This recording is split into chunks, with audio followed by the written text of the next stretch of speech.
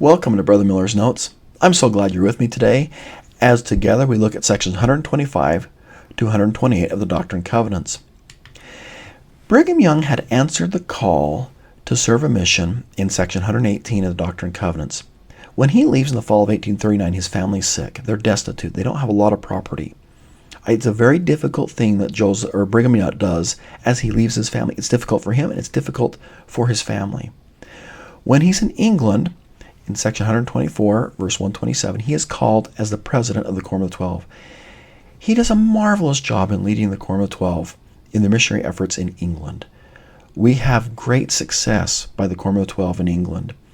When he returns in July 1841, he finds his family still destitute. They are living in an unfinished cabin, and he immediately goes to work to help his family. A week later, the Lord inspires Joseph Smith and gives the revelation that we know as section 126. And I love that just Brigham Young's told, you've done a great job. Verse 1, Dear and well-beloved brother Brigham Young, verily, thus saith the Lord unto you, my servant Brigham, it is no more required at your hands to leave your family as in times past, for your offering is acceptable to me. I just love this little pause. I just love this little gem of verse where the Lord just reminds Brigham, you've done well. I accept what you've done. And right now, the time's not the time to go on a mission, but stick around in Nauvoo. And then I read between the lines, you're the president of the Quorum of the 12. And Joseph's days are numbered, and the Lord wants Brigham in Nauvoo to be learning from Joseph and how to lead the church when he's gone. Well, in the meantime, you have a very difficult experience happen to Governor Boggs. Now, Governor Boggs is not a friend of the saints. He issued the extermination order on October 27, 1838.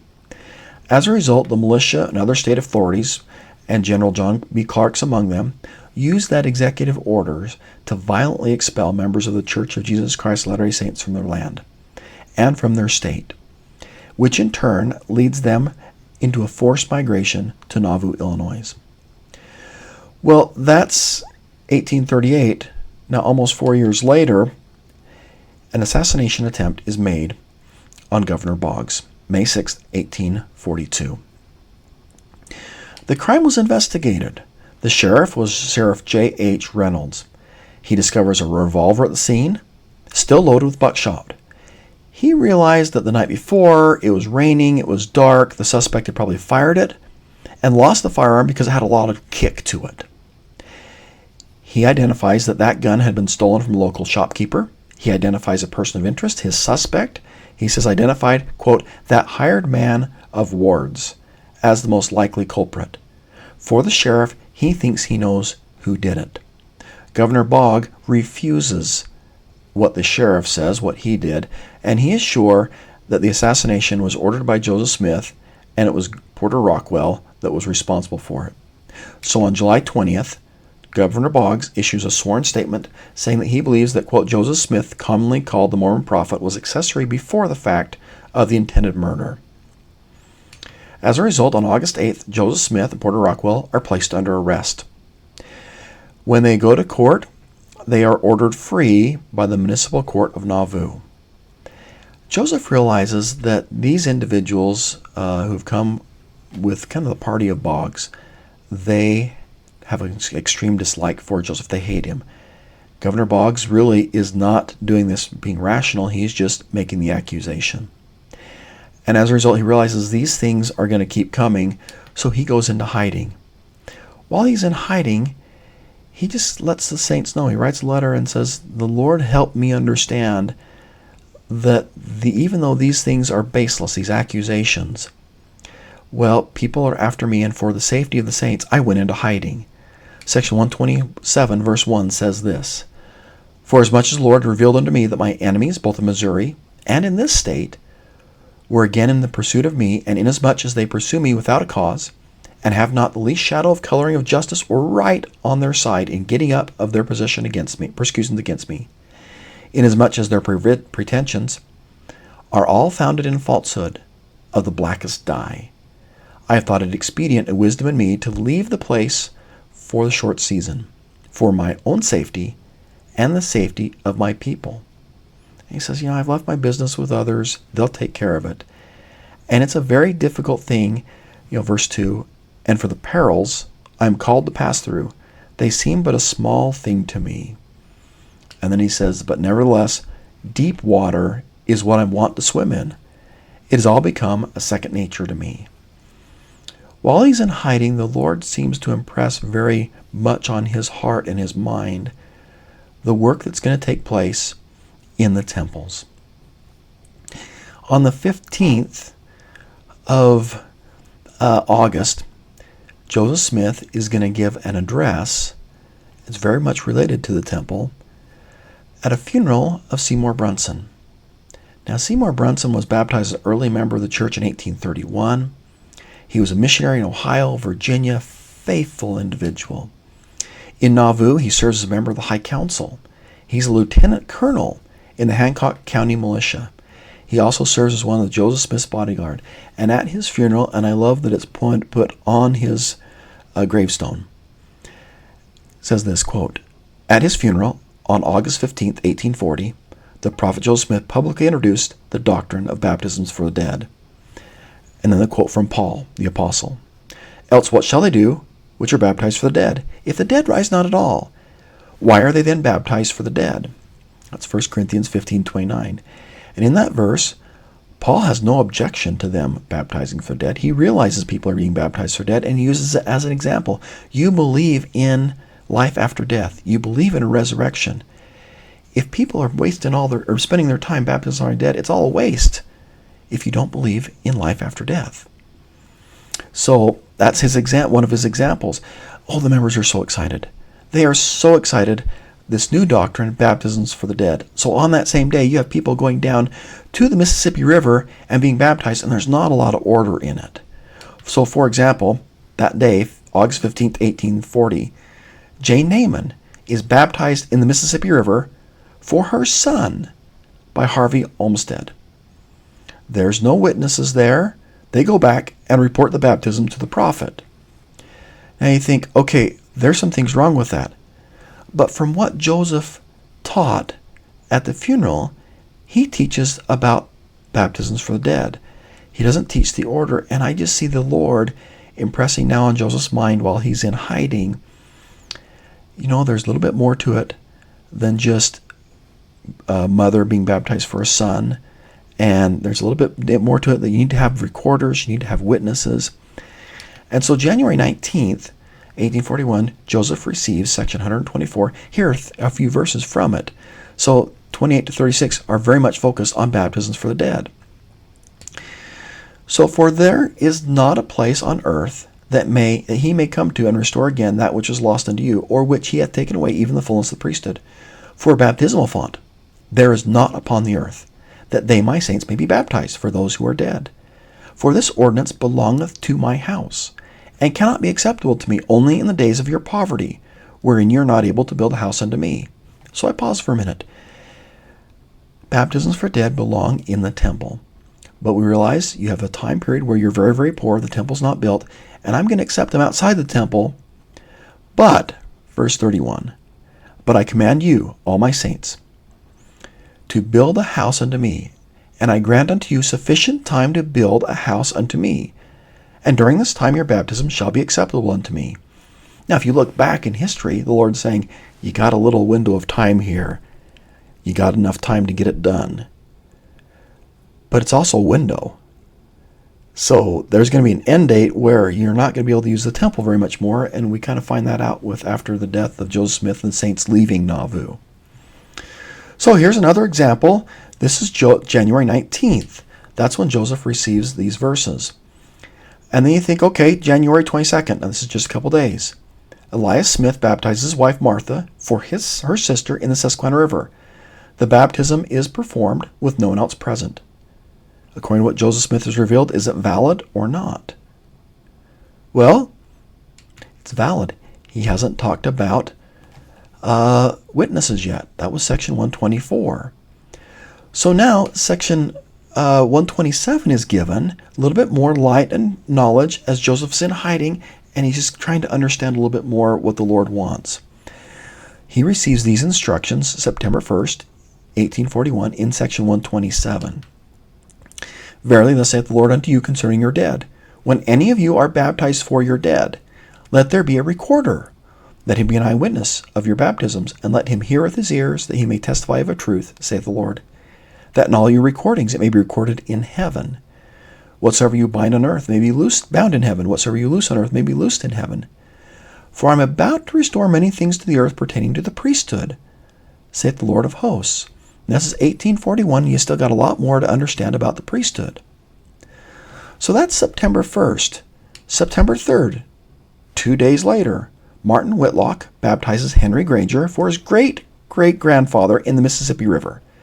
Only they are present, and they immediately report to the baptisms of the prophet Joseph Smith. Now we've had more light and knowledge on it, and you think, okay, is it valid or is it not? Now, September 3rd, it's not valid, because they're the only ones present.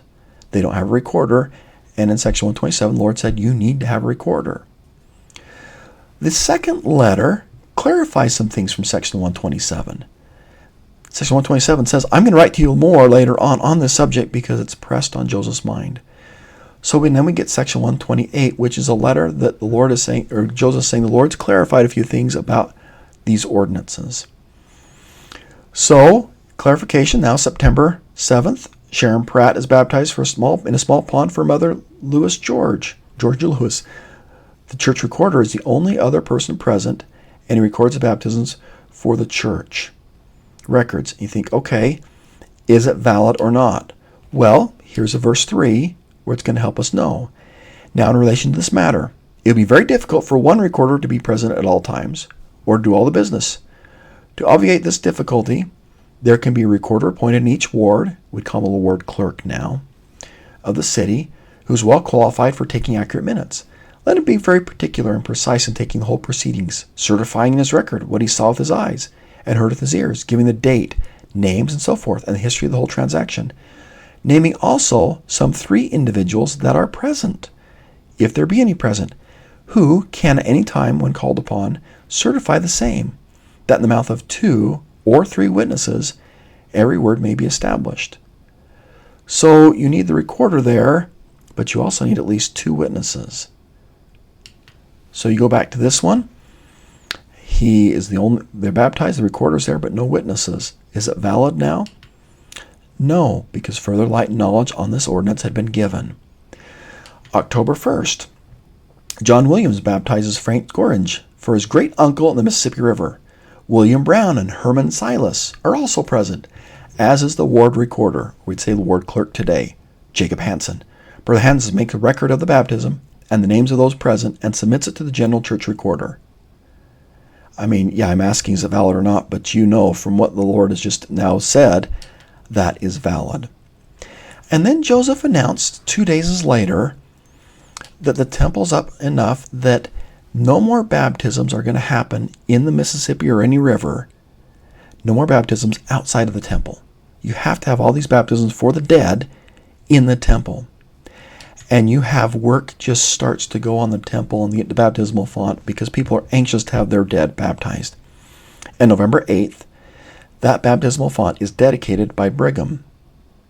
Now let's do one more, valid or not.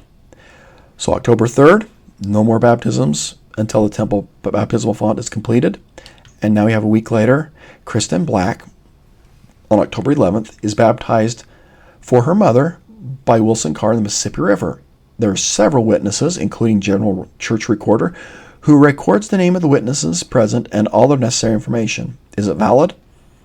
The answer is no, because Joseph had said, no more. But Lord doesn't want any more baptisms until the temple is done. Your window is shut on that. So, verse 128, verse 1, I just love the way kind of Joseph, it's been on his mind, this work for the dead as he's in hiding. Verse 1, as I stated to you in my letter before I left my place, that I would write to you from time to time and give you information in relation to many subjects. Now I resume the subject of baptisms for the dead, as that subject seems to occupy my mind and press itself upon my feelings the strongest, since I've been pursued by my enemies. Wilford Woodruff noted that this preoccupation on work for the dead was very, very strong in the life of Joseph Smith at this time. Wilford Woodruff said, "The prophet's soul was wound up with this work before he was martyred for the words of God and the testimony of Jesus Christ. He told us that there must be a welding link of all dispensations and the work of God from one generation to another. This was upon his mind more than most any other subject that was given to him." For the rest of Joseph's life, you see the temple as the focus of his ministry. In 128 verse 6, Joseph notes, "And further, I want you to remember that John the Revelator was contemplating this very subject in relation to the dead, when he declared unto you, as you will find recorded in Revelation 20 verse 12, I saw the dead, small and great, stand before God, and the books were opened, and another book was opened, which is the book of life. And the dead were judged out of those things which were written in the books according to their works." Joseph notes that consequently the books spoken of must be the books containing the records of their works, and refer to the records which are kept on earth. And the book which was the book of life is the record which is kept in heaven. So you have records that are on earth and records that are in heaven. And you think, okay, what are the records that are kept on earth? Some of them have to be those that we're doing for those who are passed on. The work that we perform in temples needs to be recorded. President Spencer W. Kimball also noted that those records are used in our judgment, and there are some records that can be very beneficial for us to have. And he encouraged us to keep our personal records, our personal, what we call them, journals or diaries. He encouraged this: "We renew our appeal for keeping of individual histories and accounts of sacred experiences in our lives, answered prayers, inspiration from the Lord, administrations in our behalf, a record of the special times and events of our lives. From these records, you can also appropriately draw as you relay faith-promoting stories in your family circles and discussions, stories of inspiration from our own lives and those of our forebears, as well as stories from our scriptures, and our history and our powerful teaching tools. I promise you that if you'll keep your journals and records, they will indeed be a source of great inspiration to you, each other, your children, your grandchildren, and others throughout the generations." Verse 9, Joseph goes on in his letter. "It may seem to you a very bold doctrine that we talk of, a power which records or binds on earth and binds in heaven. Nevertheless, in all ages of the world, whenever the Lord has given a dispensation of the priesthood to any man by actual revelation, or any set of men, this power has always been given. Hence, whatsoever those men did in authority, in the name of the Lord, it did truly and faithfully, and kept a proper and faithful record of the same. It became a law on earth and in heaven, and could not be annulled, according to the decrees of the great Jehovah. This is a faithful saying. Who can hear it?" In the Nauvoo temple, a baptismal font was made. Baptismal fonts, its purpose, the way it's situated, the way it is in a temple, was to be a similitude of the grave, as one who goes into the grave and comes out. And that's baptism too, right? Your old person dies. You come forth as a new disciple of Jesus Christ. Temple baptismal fonts are also the likeness of the resurrection of the dead, as in coming forth out of your grave. Baptismal fonts are designed to be in, quote, a place underneath where the living are wont to assemble. So you have them usually under the ground.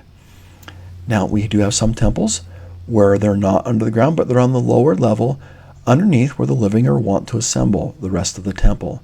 For example, the Hong Kong temple, where it's more of a skyscraper, the New York temple. 12 oxen are symbols for 12 tribes of Israel. You may notice as you go in, each ox is different. And I love that that's that little variety representing the different tribes of Israel and maybe us as individuals in Israel. In ancient Israel, the ox was symbolic of strength and power. We do get a lot of strength and power in our baptismal covenant, and so are those who have passed on will receive strength and power through making and keeping their covenant. The bull and the wild bull are symbols of the people of Joseph, as represented by his two sons, Ephraim and Manasseh, and that's found in Deuteronomy 33:17. Back to section 128. And now, my dearly beloved brothers and sisters, let me assure you that these are principles in relation to the dead and the living cannot be lightly passed over, as pertaining to our salvation, for their salvation is necessary and essential to our salvation. As Paul says concerning the fathers, that they without us cannot be made perfect, neither can we, without our dead, be made perfect. There is that symbiotic relationship where they're helping us and we're here because of them, and we can bless them by doing these ordinances for them. Joseph does quote Paul, else what shall they do which are baptized for the dead? If the dead rise not at all, then why are they baptized for the dead? He also quotes the last chapter of Malachi, verses 5 and 6. Behold, I'll send you Elijah the prophet before the coming of the great and dreadful day of the Lord. And ye shall turn the hearts of the fathers to the children, and the hearts of the children to their fathers, lest I come and smite the earth with a curse. And I love the way Joseph says it. I wish he would have done it. He says, I might have rendered a plainer translation to this. I really wish he would have. That would have been awesome. But it is sufficiently plain to suit my purposes as it stands. It is sufficient to know in this cause that the earth will be smitten with a curse unless there's a welding link of some kind between the fathers and the children, upon some subject or another. And behold, what is that subject? It is the baptism for the dead. Now, Elder Anderson kind of keyed off of that welding link and said this. The prophet Joseph spoke of this work as a welding link, connecting families together from one generation to another. The physical welding link in Joseph's day was created by softening and melting two pieces of metal in a fiery oven, joining them together while they were still malleable, and then letting them cool and harden into an unbreakable chain. The importance of the powerful spiritual welding that binds us all together forever is stated clearly in the Scriptures. We without them cannot be made perfect, neither can they without us be made perfect. In the past, this work of finding family names, documenting them, and bringing them to the temple was principally the work of older members of the church. Why was that? Because it required enormous time and effort. It would often begin with large reels containing microfilmed records. It meant painstaking attention to dates and places, thick historical books with limited availability, and at times remote country cemeteries. Our ability to find our ancestors online has emerged only in the past few years, with tremendous advancements in the past few months. The months ahead will bring even more availability. While your generation has become extremely devoted to visiting the temple, in the months and years ahead, you'll be just as outstanding in finding and bringing names to the temple with you. I want to challenge each of you to set a personal goal to help prepare as many names for the temple as baptisms you perform in the temple. There is something powerful in searching out those who need temple ordinances, learning who they are, and then being a part of their receiving sacred ordinances. This is how you become, quote, saviors on Mount Zion. There is a joy and satisfaction that is understood only through spiritual feelings. We are linked to our ancestors together. President Nilsson amplified these words when he said this. Elijah's return to earth occurred at the first temple built in this dispensation, when he and other heavenly messengers, under direction of the Lord, entrusted special keys of priesthood authority to the restored church. Moses committed the keys of the gathering of Israel. Elias committed the dispensation of the gospel of Abraham, and Elijah would come to turn the hearts of the fathers to their children and the children to their fathers. With that, natural affection between generations began to be enriched. This restoration was accompanied by what is some called the spirit of Elijah, a manifestation of the Holy Ghost, bearing witness of the divine nature of the family. Hence, people throughout the world, regardless of religious affiliation, are gathering records of deceased relatives at an ever-increasing rate. And I pause in the middle of his quote. I love that definition of what the spirit of Elijah is. A manifestation of the Holy Ghost bearing witness of the divine nature of the family. President Nilsson continued, Elijah came not only to stimulate research for our ancestors, he also enabled families to be eternally linked beyond the bounds of mortality. Indeed, the opportunity for families to be sealed forever is the only real reason for our research. The Lord declared through the prophet Joseph Smith, these are not principles in relation to the dead and the living that cannot be lightly passed over, as pertaining to our salvation. For their salvation is necessary and essential to our salvation. They without us cannot be made perfect, neither can we without our dead be made perfect. Now, in this lesson, this may be a great time, depending on your timing, what you have, just to say, hey, let's have a little bit of time where let's get on family search. Let's see where we're at. How many of our ancestors is work done for? Are there any that we can do maybe in the next month or two? It may be a time to have one of your family history consultants come in and just say, I'd love to meet with you and help you out, to help you get started, to help you maybe continue on. And maybe you have the aunt or the uncle who's done a lot of this work. Maybe part of it would just be today, you call up the aunt and the uncle and say, how can I help? You're the guru of the family. What can I do that would help? I promise you, they've got an hour of things that they'll talk to you about, right? And I love Joseph after he's thought with this topic. This has been pressing on his mind. And then he just asks a rhetorical question. Now, what do we hear in the gospel? For some, they get this topic and they feel guilt. Or maybe they feel shame. Maybe they feel how imperfect they are. Maybe they think, this is just too time-consuming. Or maybe this is too much commandments. This is just too much. But as Joseph wants to remind us, what do we hear in this gospel? It is a voice of gladness. This gospel is a voice of mercy from heaven. This gospel is a voice of truth out of the earth. This gospel is glad tidings for the dead. This gospel is a voice of gladness for the living and the dead. This gospel is glad tidings of great joy. And we can't forget how wonderful the gospel is and how much joy it can bring in our lives, the lives of our family, and the lives of our family who've gone before us. Shall we not go on in so great a cause? Go forward and not backward. Courage, sisters and brothers, and on to the victory. Now, I usually end these with a teaching thought, and I'm going to end one with Joseph Smith's teaching thought, because I think it's just built right into section 128. In section 128, he says this, let us, therefore, as a church and as a people, and as Latter-day Saints, offer to the Lord an offering in righteousness. Now, you could pause right there and just, okay, there's a personal invitation. Offer the Lord today an offering in righteousness. Be a little bit better. Repent or turn back your heart to Him. And we can put the and now in. Let us present in His holy temple, when it is finished, now we have temples that are unfinished, or when we can go, right? A book containing the records of our dead, which shall be worthy of all acceptation. So maybe that's the teaching thought is, okay, what act of righteousness will you do for your family that's gone ahead?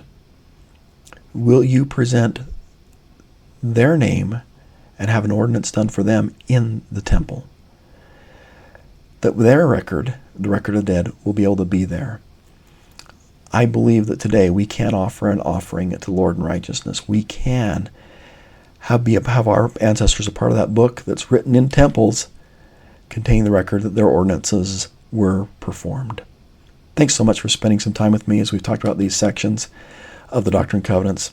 I love the work of the Lord. I love the gathering that's happening on both sides of the veil. Have a great day, and keep smiling.